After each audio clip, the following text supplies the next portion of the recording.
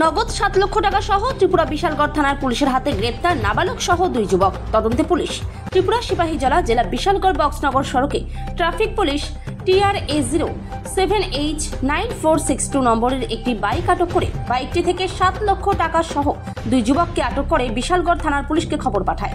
এই খবর পাওয়ার সাথে সাথেই পুলিশ দ্রুত 2 যুবককে গ্রেপ্তার করে এতগুলো টাকা কোথায় থেকে তাদের কাছে এসেছে জিজ্ঞাসাবাদ করলে ধৃত 2 যুবক পুলিশকে সে টাকার বিষয়ে কোনো সঠিক উত্তর দিতে পারেনি।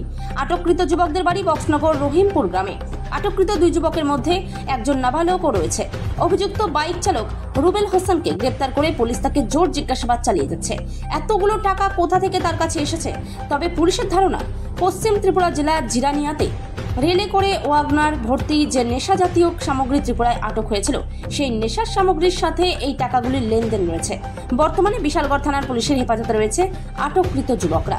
টাকাগুলি ধৃত নাবালক সহ 2 যুবক তাদের কোমরের মধ্যে লুকিয়ে ভারত বাংলাদেশ আন্তর্জাতিক সীমান্তের উদ্দেশ্যে নিয়ে যাচ্ছিলেন। এদিকে আটককৃত নাবালক যুবককে পুলিশ আড়াল করতে চাইছে। আজকে বিশালগড় ট্রাফিক ইউনিট তারা প্রত্যেক দিনের মতন রেগুলার ভেহিকেল চেকিং করতেছিল বিশালগড় বক্সনগর রোডে। তখন একটি বাইককে তারা সাইন দেয়। তো বাইকটি সাইন ওমাননগরে যাওয়ার পথে তারা বাইকটিকে আটক করে। আটক করার পরে তাদেরকে জিজ্ঞাসাবাদ করে তাদের জানতে পারে তাদের বাড়ি রহিমপুর, যার নাম রবিউল হোসেন। তো তখন তাদের কথার মধ্যে কিছু অসংলগ্নতা পাওয়ায় তাদের জিজ্ঞাসাবাদ করে এবং তাদেরকে সার্চ করে তাদের কাছে 500 টাকা 60টি বান্ডেল পাওয়া যায়। তো এইগুলা তখন তাদেরকে জিজ্ঞেস করা হয় কোথা থেকে আনা হচ্ছে, তাদের ঠিকভাবে সঠিক উত্তর দিতে পারেনি। তো তাদের সাসপেক্টেড হওয়ায় ট্রাফিক ইউনিট তাদেরকে থানায় নিয়ে আসে। এখন আমরা এটা জিজ্ঞাসাবাদ করছি টাকাগুলো কোথা থেকে এসেছে।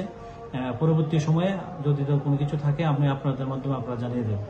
টাকাগুলো এখনো আমরা কাউন্ট করিনি। তো বান্ডেলগুলা আমরা দেখছি 500 টাকার বান্ডেল, 60টা বান্ডেল আছে। যে বাইকটি থেকে পাওয়া গেছে তার নাম্বার হলো TR07H9462। এই বাইকটি নিয়ে তারা বক্সনগর দিকে যেতেছিল।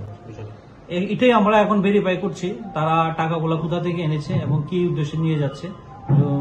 ভেরিফাই করে যদি কিছু থাকে আমরা অবশ্যই জানাবো আপনাদের। আমরা যে বাইক চালক তাকে আটক করা হয়েছে।